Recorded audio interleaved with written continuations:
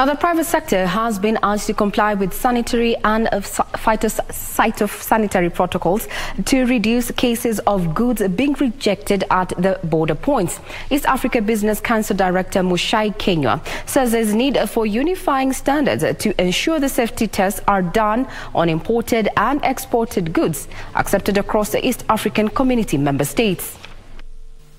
The EAC Sanitary and Phytosanitary Protocol came into force last year after its ratification by all member states.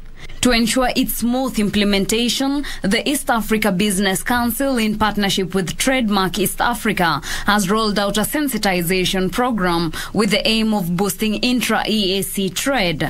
Once you create the sensitization and awareness, you can already comply, and in this way we can facilitate trade in the region. So for those who don't comply, sometimes it's because of lack of knowledge. So that's what we're trying to bridge, to ensure that the knowledge is created amongst the private sector. The sensitization program targets to make private and public sector players aware of food safety measures they should follow to ensure goods aimed for cross-border markets pass the compliance test. We first have to sensitize the private sector so they're aware of what food safety measures they need to follow. And that way, by the time you get to the border, you have already complied. So that we are not putting too many rules so that the trade becomes impossible or expensive.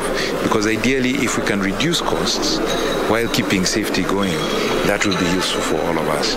The officials say integrating the use of technology will enable traceability and visibility of implementation of the protocols. East African Business Council is now hoping that sensitizing private firms on complying with SPS protocols will help boost business activities in East Africa.